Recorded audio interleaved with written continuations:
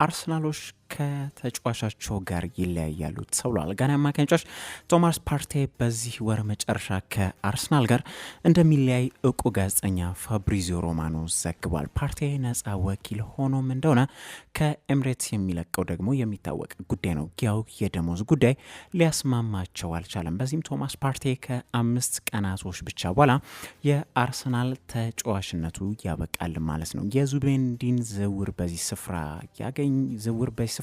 ያገኙት መድፈኞቹ ታዲያ ዙቢሜንዲ ያለው ፕሮፋይል ለጆርጂኖ ምትክ የሚሆን አይነት እንጂ እንደ ፓርቴ አይነት ስላልሆነ የሚካኤል አርቴታ ቡድን በዚህ ቦታ ላይ ሌላ ተጫዋች እየፈለጉም ይገኛሉ። በዚህም አርሰናሎች አሁን ላይ የብሬንትፎርዱን አማካኝ ተጫዋች ክርስቲያን ኖርጋርድ ላይ ፍላጎት እንዳላቸው እውቁ ጋዜጠኛ ዴቪድ ኦርንስተን ዘግቧል። መድፈኞቹ ዴኒሽን ጨሽ በ10 ሚሊዮን ፓውንድ እና በአድኦንስ መልክ ደግሞ በሚጨመር 5 ሚሊዮን ፓውንድ ለማስኮብለልም ነው ስምምነቶችን እያሰሱ የሚገኙት። የብሬንትፎርዱ አምበል በኮሚኒቲ ስታዲየም ያለው ውል ግን በ2027 ላይ የሚጠናቀቅ ተጫዋች ነው። በ2019 ንቦቹ ቤት ከደረሰ ጊዜ ጀምሮ በቶማስ ፍራንክ ስር ቁልፍ ተጫዋች ሆኖ መገኘቱ ይታወቃል። እድሜው 31 ዓመቱ ላይ የሚገኘው ኖርጋርድ አንዳንድ ቁጥሮቹን ብንመለከት ደግሞ በሊጉ የመጀመሪያ ጨዋታውን በ2021 ካደረገ ጊዜ ጀምሮ 201 ያህል ኢንተርሰፕሽኖችን ያደረገ ተጫዋች ነው። ይህ ቁጥር ደግሞ ከየትኛውም የፕሪሚየር ሊግ ተጫዋች በላይ ያድርገዋል።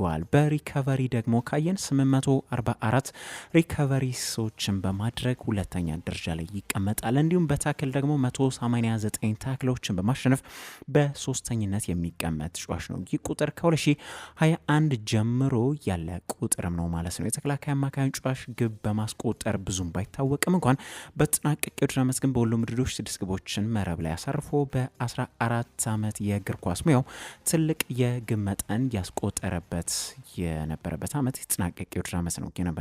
ምናልባትም አሁን ከዙቢሜንዲ ጋር አብሮ ወደ ኤምሬትስ ከከተመ ለሚካኤል አርቴታ ቡድን ጥሩ ጭማሪ ሊሆንላቸው ይችላል። ምንም እንኳን እድሜው 31 ቢደርስም እንደ እድሜው ግን አይነት የሆነ ተጫዋች አይደለም። ያለው ኢንጂን በተለይ የሚደነቅለት ነው። በተጠናቀቀ የውድድር ዓመት በነገራችን ላይ እንደ ኖርጋርድ በሜዳ ላይ ብዙ ርቀትን ያካለለ ተጫዋች የለም። በአንደኝነት ነው የሚቀመጠው። ይህ ማለት ደግሞ በጨዋታ ወቅት ጨዋታው ሲለጠጥ እንዲሁም ትራንዚሽናል ሲሆን ያንን ለማበላሸት አቅም ያለው ተጫዋች ነው ማለት ነው። በብሬንትፎርድ ደግሞ በቡድኑ ቢልድ አፕ ትልቁ ኃላፊነት የሚጣልበት እሱ ላይ ነው በተደጋጋሚ ሲሆን የምንመለከተው። እሱ ኳሱን ሲይዝ ቡድኑ ምቾት የሚሰማው አይነት ሁኔታ ነው ያላቸው። በሌላ በኩል አርሰናሎች በሚታወቁበት የቆሙ ኳሶች ደግሞ ገዳይ የሆነ ተጫዋች ነው። በጣም ፕረስም የሚያደርግ ተጫዋች ነው። ይህም ለአርሰናሎች ሃይ ፕረስ ሌላኛው ጠቀሜታን ይዞ የሚመጣ ነው የሚለው። በአጠቃላይ ግን ለአርሰናሎች ጥሩ ሊሆን የሚችል ዝውውር ሊሆን ይችላል ተብሎ ይገመታል። በነገራችን ላይ አርሰናል ከተጫዋቹ ጋር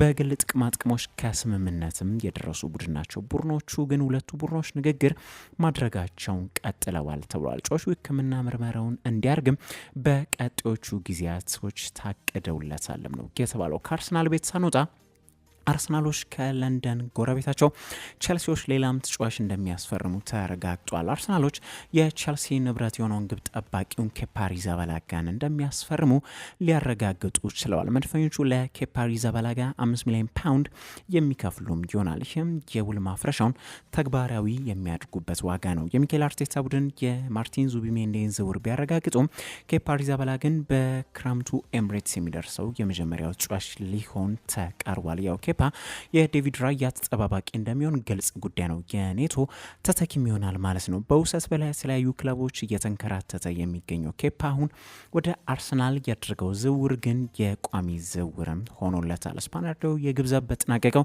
የውድድር ዓመት ጊዜውን በውሰት በበርንማውዝ ማሳለፉ አይዘነጋም። በአንዶኒ ኤራውላ ቡድን በ31 የፕሪሚየር ሊግ ጨዋታዎች 8 ክሊንሺቶችንም አስመዝግቦ ነው የነበረው። ኬፓ በቼልሲ ቤት ከዚህ ቀደም ደግሞ ተቸግሮ መገኘቱና በርካታ ስህተቶች ደግሞ ሲሰራ ይታወሳል። ኬፓ እስካሁን ድረስ ውዱ ግብ ጠባቂ እንደሆነም ደግሞ መዘንጋት የለበትም። ሰሜዎቹ በ2018 የቲባ ኮርቷ ተተኪ አድርገው ከአትሌቲክ ቢልቦ ሲያስፈርሙት ወደ 71 ሚሊዮን ፓውንድ ገደማ ነው ፈሰስ አድርገውበት የነበረው። ነገር ግን በቡድኑ ተቸግሮ ነው ሊገኝ የቻለው። ከዛ በኤድዋርዶ ሜንዲ ተተክቶ ወደ ቤንች የወረደበት አጋጣሚ ነው የነበረው። ከዛ በኋላ ነው በውሰት ለሪያል ማድሪድ እና በርነማውስ ተሰጥቶ ሲጫወት የነበረው። መዳረሻው አርሰናል መሆኑ ተረጋግጧል። አንጋፋው የሪያል ማድሪድ አማካኝ ተጫዋች ሉካ ሞድሪች ከክለብ ዓለም ዋንጫ መጠናቀቅ በኋላ እንደሚታወቀው ከሪያል ማድሪዶች ጋር ይለያያል። በዚህም ክሮሻ አማካኝ ከክለብ ዓለም ዋንጫ በኋላ ሌላኛውን አንጋፋ ክለብ ኤሲ ሚላንን እንደሚቀላቀል ተረጋግጧል። የክለቡ አዲስ ዳይሬክተር የሆኑት ኤሊታሬ ሞድሪችን እንደሚያስፈርሙ ነው ያረጋገጡት። አስተያየታቸውን እንዳገሩት ከሆነ ሲሉ እንደተደመጡት ከሆነ በግል አውርቻለሁ፣ እናም ዝውውሩ እንዲጠናቀቅ በጣም የሚፈልግ ወጣት ሰው ተመልክቻለሁ። የሱ ቁርጠኝነት እንደሱ አይነት ተጫዋችና መሪ ለሚፈልግ ቡድን አስፈላጊ ነው ያሉ ሲሆን አክለው ሉካ የጠየቀኝ የመጀመሪያው ነገር ምንድነው ቻምፒዮንስ ሊግን ለመብላት የሚፎካከር ቡድንን እንገነባለን ወይ ሲል ነው የጠየቀኝ ሲሉ ተደምጧል። ሞድሪች 6 የቻምፒዮንስ ሊግ ዋንጫዎችን የተጎናጸፈ ተጫዋች መሆኑ ይታወቃል። በዚህ እድሜው እንግዲህ ይህንን አይነት ትልቅ ውድድር ለማሳካት ማለሙንም አላቆመም ማለት ነው። የ39 ዓመት ተጫዋች አሁን ማድሪድን ሲለይ ግን ከ13 ዓመታት በኋላ ነው የሚሆነው። ከክለብ ዓለም ዋንጫ መጠናቀቅ በኋላ የማሲሚሊያኖ አሌግሪን ቡድን ሮዝናሪዎቹን ይቀላቀላል ማለት ነው። የአልናስሩ አሰልጣኝ የሆኑት ስቴፋኖ ፒዮሊ ከሳውዲ ክለብ መልቀቃቸው ታውቋል። እኚህ የቀድሞ የኤሲ ሚላን አሰልጣኝ አልናስር የደረሱትም ባለፈው ዓመት እንደነበር ይታወሳል። ሉዊስ ካስትሮንም በመተካት ነበር አልናስር ደርሰው የነበሩት። ሆኖም ግን በተጠናቀቀው የውድድር ዓመት ምንም ዋንጫ ሳያሳኩ የቀሩ ሲሆን በሊጉም 3ኛ ደረጃን ይዘው ነው ያጠናቀቁት። በኪንግስ ካፕና ኤዥያ ቻምፒዮንስ ሊግ ደግሞ ሳይሳካላቸው ነው የቀረው። አሁን አልናስሮች ፒዮሊ በክለቡ እንደማይቀጥሉ አሳውቋል። በዚህም ፖርቹጋላዊ ኮከብ ክርስቲያኖ ሮናልዶ በሌላ አዲስ አሰልጣኝ ይመራል ማለት ነው። ሮናልዶ አሁን በአልናስር የ2 ዓመት ከግማሽ ቆይተው ብቻ ሌላ 5ኛ አሰልጣኝ የሚመራው ይሆናል ማለት ነው። ስቴፋኖ ፒዮሊ ግን ከአልናስር ጋር ከተለያዩ በኋላ የፊዮሬንቲና ስራ እየጠበቃቸው የሚገኙ አሰልጣኝ ናቸው። ዳግም ወደ ጣሊያን ሴሬ ይመለሳሉ ማለት ነው። ፒዮሊን ማን በአልናስር ይተካል ለሚለው ደግሞ ከኤሲ ሚላን የተሰናበቱት አሰልጣኝ ሰርጂዮ ኮንሴንሶ ወደ አልአዋል ፓርክ ለማቅናት ስማቸው በስፋት እየተያዘ የሚገኙ አሰልጣኝ ናቸው።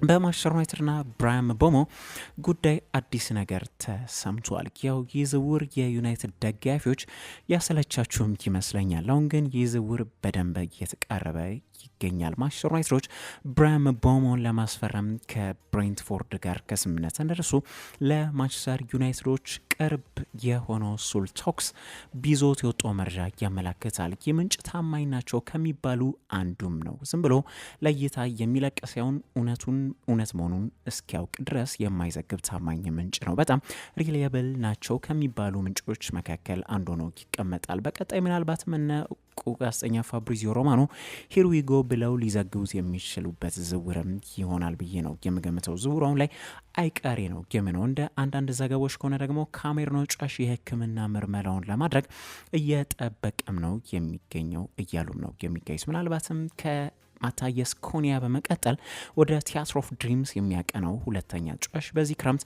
ብራያን ምቦሞ እንደሚሆን ይገመታል። ስለ ተጫዋቹ ከዚህ ቀደም በስፋት ደግሞ መመልከታችን የሚታወቅ ጉዳይ ነው። የመጨረሻ ላድርግና አድማጮች ባርሴሎናዎች ወደ ናፈቁት ግዙፉ ስታዲየማቸው መቼ እንደሚመለሱ ተረጋግጧል። የካታላኑ ክለብ ባርሳ ስታዲየማቸው ካምፕ ኑ በእድሳት ላይ በመሆኑ ሲጫወቱ የቆዩት በሉዊስ ኮምፓኒስ ኦሎምፒክ ስታዲየም እንደሆነ ይታወቃል። አሁን ግን ወደ ቤታቸው የሚመለሱ ሲሆን ቀጣዩን የውድድር ዓመት በታደሰው ስታዲየማቸው የሚጀምሩ ነው የሚለው። ቀኑ መች ነው ካለን ደግሞ በኦገስት 10 ብሉግራኖቹ ወደ ካምፕኑ የሚመለሱ ይሆናል። ባለፉት 2 ዓመታት በኦሎምፒክ ስታዲየም የጫወቱት ባርሳዎች ለመጨረሻ ጊዜ በካምፕኑ የጫወቱትም በ2023 በሜይ ወር ላይ ነው የነበረው። አሁን ላይ ካምፕኑ በነገራችን ላይ 105,000 ያህል ተመልካቾችን የሚይዝም ስታዲየም ነው የሚሆነው። ይህም ከየትኛውም ክለብ በላይ ትልቁ የክለብ ስታዲየም ሆኖ የሚቀመጥ ይሆናል።